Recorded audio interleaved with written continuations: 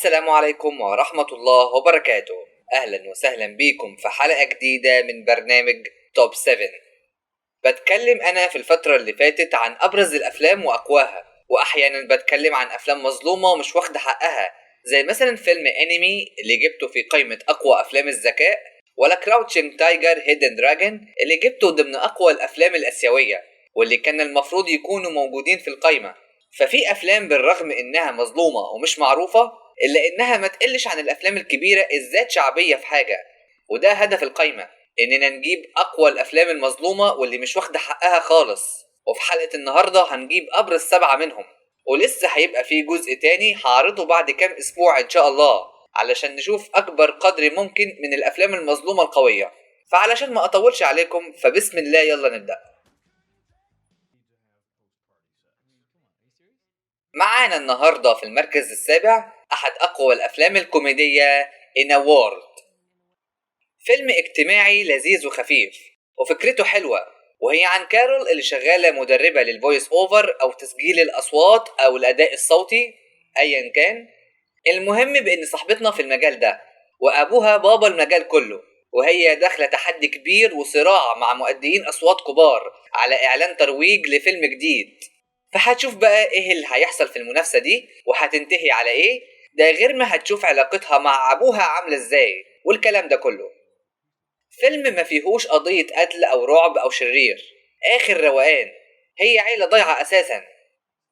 والفيلم عرض في 2013 وعمل ايرادات عدت ال3 مليون، وميزانيته اقل من مليون اصلا، وده يفسر ان شكل تصوير الفيلم بعافية، امكانيات التصوير ضعيفة، ما هو فيلم مستقل، بحيث ان كاتب الفيلم والمخرج وبطل الفيلم شخص واحد، ليك بيل، اللي هي كاتبة ومخرجة ومحترفة تأدية أصوات أصلا، زي مثلا شاركت في لعبة بروتوتايب، وكمان شاركت في مسلسل الكرتون بو جاك الحصان وكرتون سبايدر مان اللي نزل في 2018، يعني عارفة وحافظة المجال ده صح. والفيلم فاز ب3 جوائز بس وترشح ل17 جايزة تانية، وده أحد أسباب إنه مظلوم، مع إن تقييمات الفيلم كويسة، بحيث أخد في موقع راتن توميتوز 92%، وأخد على موقع IMDb قرب 70%، مش عالي قوي لكن مش بطال، وحقق قرب 3 أضعاف ميزانيته، بس مع كل ده مش معروف، سبحان الله. ونطير بعد كده للمركز السادس مع أقوى فيلم رعب وخيال علمي مظلوم، Annihilation، اللي يصنف ضمن أقوى أفلام الرعب والخيال العلمي، ويعتبر من أقوى أفلام نتفليكس في 2018 لأنه قلب الدنيا أيامها، وأخد تقييمات عالية من المواقع العالمية، بحيث أنه أخد قرب 90% على راتن توميتو، وأخد قرب 70% على موقع IMDb، نفس نسب الفيلم اللي فات، بس ده أقل بسنة بسيطة، بس ده لا يقلل إطلاقا من الفيلم، وفي ناس كتيرة اتكلمت عليه، ومن قوته فاز ب17 جايزة وترشح ل64 جايزة تانية، وعمل إيرادات وصلت ل43 مليون دولار، مع العلم إن ميزانيته 40 مليون مصروف عليه لأنه من إنتاج نتفليكس، وربح كمان. ده غير إن الفيلم مليان نجوم زي العملاق أوسكار آيزاك الأشهر من النار على العلم، ولا ناتالي بورتمان الحائزة على الأوسكار، وغيرهم الكتير من النجوم. وقصة الفيلم عن 4 عالمات هيروحوا لمنطقة إكس اللي هي مش مأهولة للعيش فيها، وراحها 12 فرقة قبل كده ومرجعش منهم إلا كام واحد، وتقريبا اللي بيرجع بيبقى مش طبيعي، وفي اللي بينتحر بعد كده من اللي شافه. فهتنطلق العالمات دول علشان يعرفوا إيه اللي بيحصل هناك، وهيواجهوا صعوبات وبلاوي زرقاء، لأن الفيلم مليان مناظر رعب ودموية صعبة جدا، زي الحتة دي مثلا، ولا الحيوانات اللي بأصوات بشرية، ولا المشهد ده اللي مش مفهوم، ولا هنا لما صاحبنا ينزف دم وهو بيشرب، وغيرها من المشاهد اللي بسببها يعتبر الفيلم من أكتر الأفلام المتقلبة في التاريخ، وفيه فلسفة وفكرة عايز يوصلها المخرج بأن إزاي البشر هم اللي بيقضوا على نفسهم، بس للأسف الفيلم فيه جنس عري فوجب التنويه. ونروح بعد كده للمركز الخامس مع أحد أبرز أفلام الخيال العلمي، Equilibrium. اهو ده الفيلم اللي يتقال عليه مظلوم فعلا، مظلوم في كل حاجة، بحيث انه ترشح لجائزتين بس، لكم ان تتخيلوا، وكمان عمل ايرادات قرب ال5 مليون ونص، مع العلم ان ميزانية الفيلم 20 مليون، يعني الفيلم خسر نسبة 75% تقريبا. ده غير انه واخد تقييمات زي الزفت على المواقع الكبيرة زي مثلا روتن توميتوس واخد فيها 40%، بس بصراحة واخد 73% على موقع IMDb. هو ده اللي انصفه شوية. يعني الفيلم فاشل في المجمل، مع ان الفيلم قوي جدا ومظلوم وبيعرض على طول على MBC2 من قوته، وكمان مليان نجوم زي العالمي كريستيان بيل اللي كان عامل فيلم ضخم برضه في نفس السنة في 2002 أمريكان سايكو، وعمل تقييمات وإيرادات أكتر من الفيلم ده ورشح بقوة للقايمة. ده غير النجمة إيميلي واتسون وشون بين وغيرهم الكتير من النجوم. وقصة الفيلم بعد الحرب العالمية الثالثة، بحيث إن الحرب أبادت الملايين من البشر، وبسبب ده في نظام عالمي جديد قرر إنه يلغي أي حاجة ليها علاقة بالمشاعر، بحيث إنهم اخترعوا دواء بيكبت مشاعر الشخص ويخليه عديم المشاعر، والدواء ده بيتاخد يوميا في الصبح وبقى مفروض على الناس كلها، واللي ما ياخدش الدواء أو يكون عنده مشاعر بيبقى مجرم مطلوب، واللي عنده أي حاجة بتسبب المشاعر زي الرسومات أو الفن بشكل عام والحيوانات الأليفة والكلام ده، أي حاجة زي كده لو اتشافت عند أي حد بيبقى مجرم وعقوبته الموت، لكم أن تتخيلوا. وصاحبنا ده من المؤسسين للنظام العالمي الجديد، وكمان بيشرف بنفسه على التفتيش وملاحقة مجرمي الشعور، حتى إن مراته غالبا وقعت في حاجة زي كده وخلاهم يحرقوها عادي، ما هو عديم الإحساس والمشاعر. والحال ده هيتغير لما فجأة كده ما ياخدش الدواء بتاعه، ومن هنا مشاعره هترجع تاني وهيضطر يخفيها علشان ما ينكشفش، وحوارات كتيرة كده. ده فيلم فاشل، لكم أن تتخيلوا. فيلم مليان نجوم وقصة وأحداث مش موجودة في أي فيلم تاني، بس للأسف الفيلم فيه مبالغات في الأكشن زي الأفلام الصينية والهندية وأفلام ماتريكس، ده غير إنه فيه مشاهد خارجة فواجب التنويه. ونروح بعد كده للمركز الرابع مع أحد أقوى أفلام الدراما والإثارة المستقلة، لاك. أغرب فيلم في القايمة بدون شك. ما كنتش متخيل إني هتكلم عن فيلم زي كده. الفيلم كله بممثل واحد بس، توم هاردي، اللي صور الفيلم كله في 6 أيام بس، ولازم يبقى بالليل لأن أحداث الفيلم كلها بالليل في العربية. يعني مش هتشوف أي مشهد بره العربية غير أول دقيقة بس لما يسيب المشروع اللي شغال عليه بعد ما استلم المكالمة اللي هتغير من حياته للأبد وهتخلي مصيره على المحك، وهيقعد طول الطريق من برمنجهام للندن يحاول ينقذ حياته اللي هتضيع، سواء من الشغل اللي مديره بيهدده بالفصل ومساعده المرعوب ومش عارف يتصرف لوحده، ولا مراته وعياله المخنوقين لأنه مش هيجي والكلام ده. ده غير الست اللي كان في علاقة عابرة معاها وداخلة تولد وهو رايح لها أصلا. لك أن تتخيل حجم الضغط اللي عليه، ولك أن تتخيل إن فيلم زي كده صعب جدا إنه يتصور، بحيث إن توم هاردي بذل مجهود خرافي علشان يوصل لنا بتعابير وشه مع نبرة صوته اللي بتتغير مع كل موقف. ده غير إن التصوير جوه العربية في مساحة ضيقة زي كده صعب. وغالبا الأفلام اللي من النوعية دي بتبقى مملة وما بتشدش، فالمخرج العبقري ستيفن نايت اللي هو كاتب الفيلم كمان تعب جامد في الحوارات والإخراج واشتغل قوي على الفويس اوفر فون. وكان في السنة اللي قبلها اتعرض فيلم All is Lost اللي كان طول أحداثه في البحر مع ممثل واحد بس وما فيش غير جملتين أو 3، ومع ذلك الفيلم نجح. فكرر ستيفن نايت التجربة تاني، والفيلم مظلوم جدا بالرغم من نجاحه، بحيث انه فاز ب7 جوائز منها جايزة أفضل فيلم بريطاني في السنة، ده غير انه ترشح ل33 جايزة تانية. وميزانية الفيلم تعمل $2 مليون، مش عارف ليه، وعمل إيرادات أكتر من 5 مليون، وده دليل نجاح. بس فيلم أحداثه في مكان واحد وممثل واحد بدون أشخاص تانية صعب جدا حد يقعد قرب الساعة وتلت يتفرج عليه، بس لو اديت له وقته وصبرت عليه هتتشدله قوي. ولا انتوا ايه رأيكم؟ ونطير بعد كده في عالم الخيال والدراما في المركز الثالث The Fountain. فيلم غريب جدا ومثير، بحيث ان احداثه في 3 قصص، واحدة مع محارب في العصور القديمة في اسبانيا بيدافع عن الملكة بتاعته، والقصة التانية عن دكتور بيدور على علاج للسرطان اللي عند مراته، والتالتة عن رائد فضاء هيلف الفضاء علشان يدور على علاج لمراته.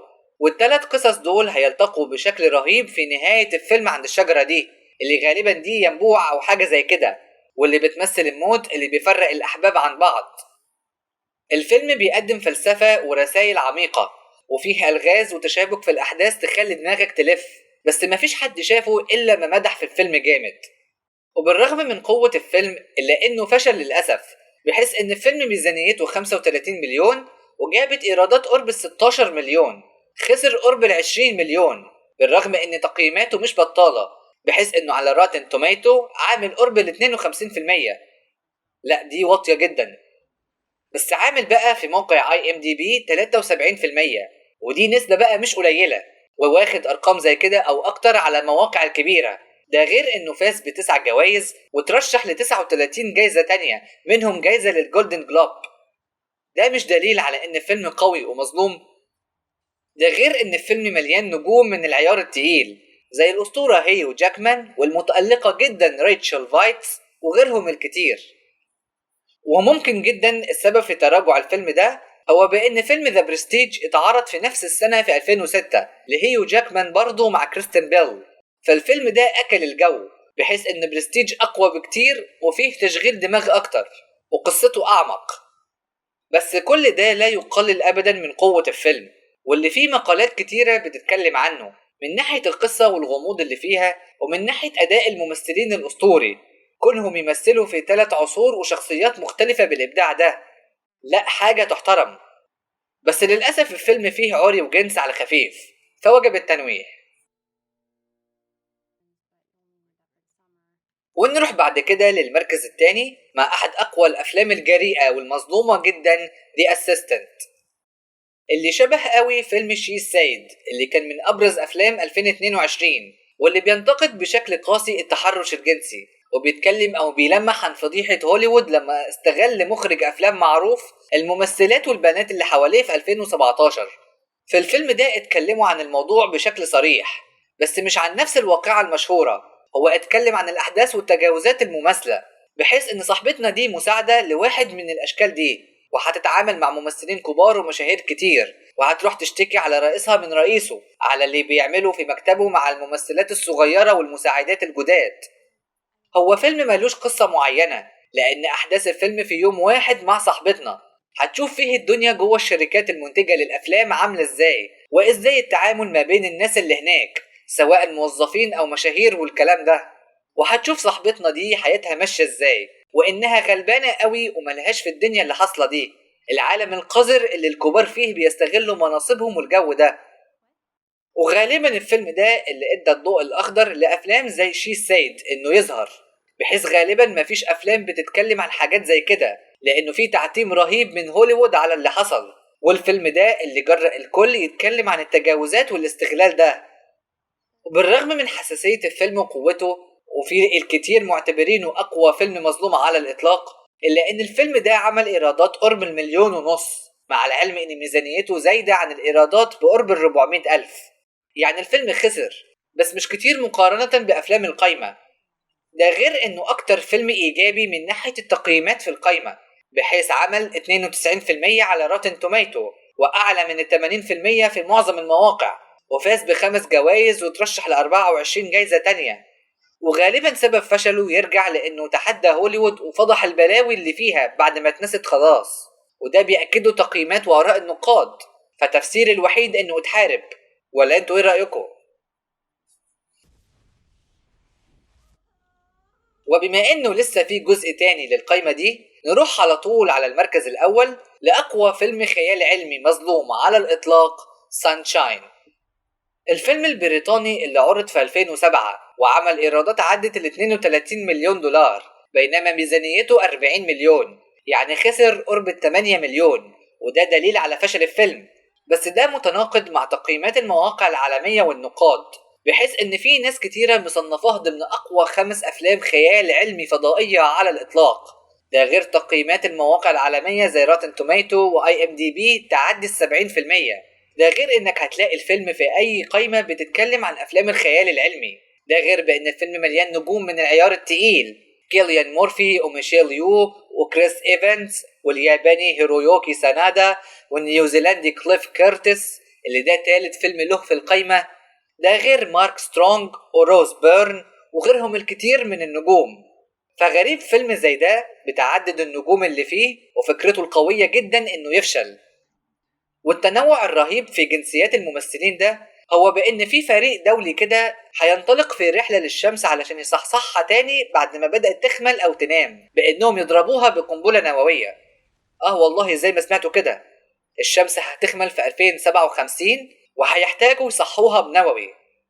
ممكن تستغرب اللي سمعته، او اكيد مش ممكن، بس دي فكرة الفيلم اللي احداثه في المستقبل البعيد، وكمان مستند على نظريات علمية ما طبقتش الى اليوم. ده غير انه تم الاستعانة بوكالة ناسا في بعض تفاصيل الفيلم. يعني فيلم متعوب عليه، مش اي كلام وخلاص، وواقعي في معظم احداثه، وهتعيش كل لحظة توتر مع الفريق ده كل ما بيقربوا من الشمس. وفي اواخر الفيلم هيقلب رعب تماما، وهيبقى شغل الشاغل للفريق انهم يرجعوا للارض احياء وخلاص. نفسي افهم ازاي فيلم زي كده فشل، ناقصه ايه ده عشان ينجح؟ ايه رأيكم معانا في القايمة؟ لو عندكم رأي تاني ممكن تكتبوا لنا في الكومنتات مختلفين معانا في ايه، او ايه افلام كانت المفروض نجيبها معانا وما جبناهاش، واكتبوا لنا آرائكم برضو. ولو حابين نتكلم عن حاجة معينة اكتبوها لنا. ولو لسه ما اشتركتش في القناة يبقى ياريت تعمل سبسكرايب للقناة ولايك وشير للفيديو، وتفعلوا زر التنبيه علشان يوصلكم جديد القناة، وتفاعلوا معانا كده، وكمان اتفرجوا على الحلقات اللي فاتت، واستنوا الجزء الثاني خلال الفترة الجاية ان شاء الله. ونشوفكم على خير في الحلقة الجاية، والسلام عليكم ورحمة الله وبركاته.